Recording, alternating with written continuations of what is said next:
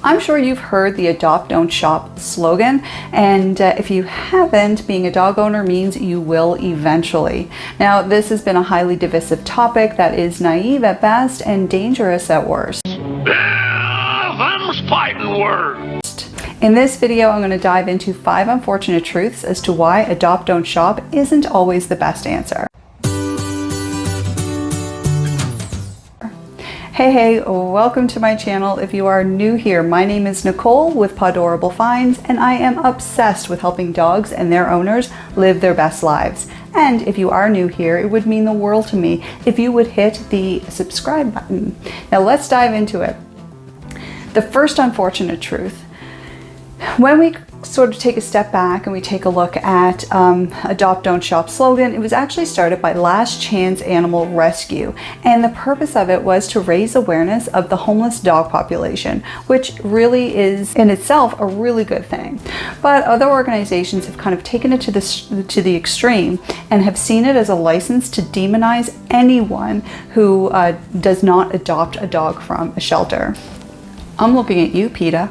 Now, for the most part, animal shelters, pet rehoming, these sorts of organizations are highly ethical. They're fantastic organizations, and the people who work there and run these organizations are truly unsung heroes. However, like in any other bunch, there are going to be some bad apples. So take, for instance, this example from the United States where there was a shelter that was found to be in deplorable conditions, filthy conditions, and yet another one here.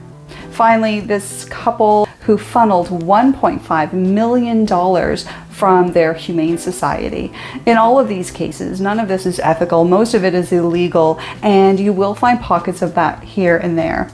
Hopefully, I'd like to think that they are in the minority, but it does happen. And so in this case, even with shelters, buyer beware.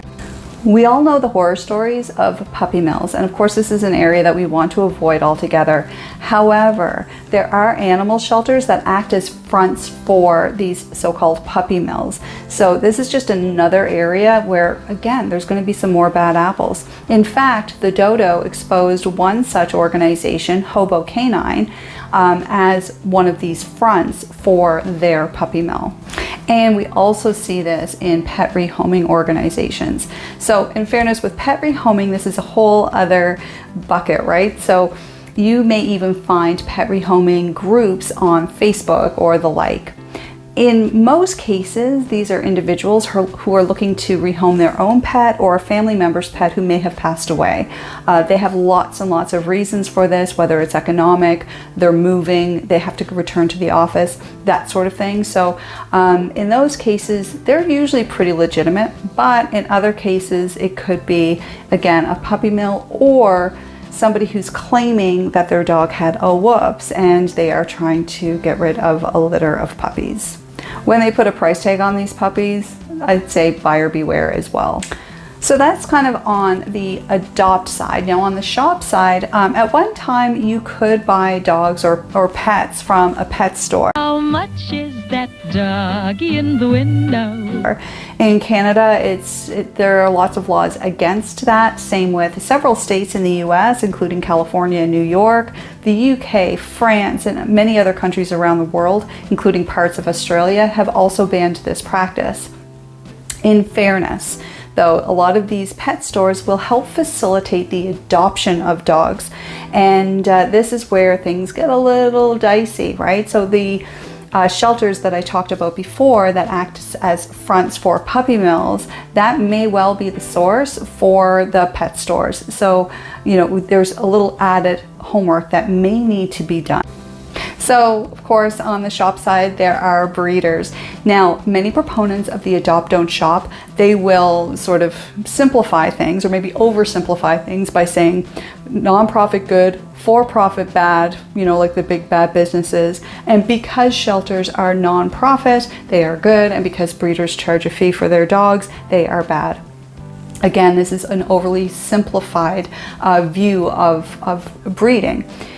An ethical breeder and really good breeders, they actually invest a lot of their money, time, energy into maintaining the integrity of the breed, doing breed research, and producing the best possible representation of their breed of choice. I will be doing a video on how to choose a breeder as well, so stay tuned for that.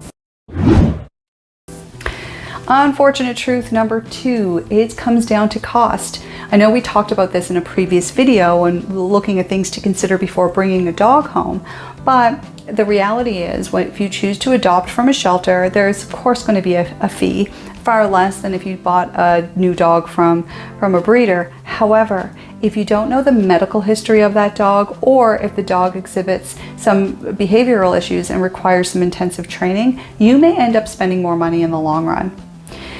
Now, some kind of facts around this as well, which is really unfortunate, is the return rates to shelters is anywhere between 10 and 18%. It really depends on sort of the location and the source and maybe even the year.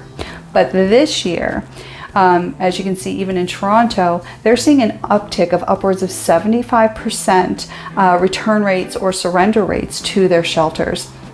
They're really citing, for the most part, it is the pandemic dogs that are returned, whereas before this period and this uptick, it was cited that the cost of dog ownership as well as behavioral issues were the 2 key reasons why dogs were being rehomed or being returned. Now it is the so-called pandemic pets. So we're now in late summer 2022. Hopefully the pandemic is behind us, but a lot of people who decided to get a dog during the pandemic, who are now returning to the office, are dealing with dogs with very, very high separation anxiety issues. And they're also dealing with, some of the costs or just not being able to spend the time at home. They're out of the home now for 10 hours in a day. So if you have the availability and the lifestyle that can nurture an adopted dog who may need a little bit more attention, then that may be an awesome route for you. However, if you are one of these folks that is soon to go back to the office, you may not have the time and the energy to be able to really dedicate to this dog. The third unfortunate truth is the age of the dog. So if you have your heart set on a puppy because you want to shape that relationship with your pet long term, then it may be a little bit more difficult to find a puppy in a shelter. It's not impossible, but they're much higher demand and they go really fast. Also keep in mind, if you really are ready for a puppy, puppies are a wonderful addition to any family, but they are a lot. They get into a lot of things. It's like introducing a toddler into your home. So they are a huge commitment. But if you're okay with bringing in an older dog or a more mature dog into your family, then that is fantastic. Just keep in mind that the number of years that you have with this animal may be shortened only by their current age. And finally, of course, you can find senior dogs in shelters. And if you are prepared for helping a dog go through kind of their final stages of life in their last months or years, then that could be a wonderful opportunity. But I'll tell you from experience, going through that stage is probably the most heart-wrenching experience, at least it was for me. Unfortunate truth number 4, you may not be allowed to adopt a dog. And I kid you not. So for example, myself, I live in a condo and I've always lived in apartment style dwellings or apartment building style dwellings. And whenever I've gone, and I've gone very recently to adopt a dog, unfortunately, these dogs were listed as not for apartments. Right, and it kind of makes sense, or for various different reasons. One dog was dog reactive, the other was just super high energy and needed a yard with a fence. So in those cases, for me, it's a matter of respecting the dog themselves and also my neighbors and myself. Right? Why put everybody through the stress of, having a dog reactive dog in an apartment building, going down a corridor, coming face to face with another dog? That just stresses everybody out for no real good reason. So certainly, for myself, I can tell you that it's been challenging not being able to adopt because of where I live. And you may find yourself in the same boat. So just kind of keep that in mind, that you may not be allowed. And your only option may be to buy from a breeder.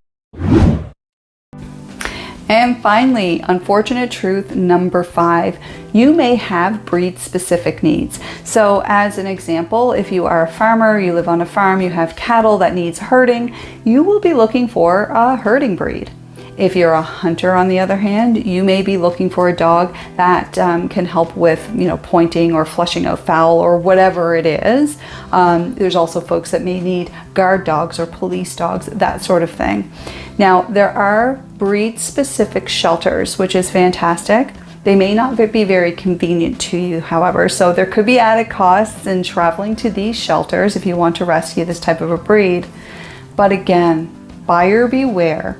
You really need to be careful of these shelters, because in a lot of cases, again, you've got puppy mills who are using the shelter as a front for their operation, number 1, and number 2, there are also puppy mills that are misrepresenting the breed of dog that they have available. Right, so a little bit of research and a little bit of digging, you should be able to flush that out, but it is still very much an unfortunate truth. Adopt Don't Shop has done a wonderful job of raising awareness of the homeless dog population. However, it has devolved and is now sometimes used to demonize anyone who doesn't adopt a dog from a shelter. Instead, what I propose and what I'd rather see as dog lovers, that we instead say adopt and shop, or dog lovers unite. Tell me in the comments below what you think. Thank you so much for joining me. Again, please don't forget to hit that subscribe button. And in the meantime, I hope you have an awesome day.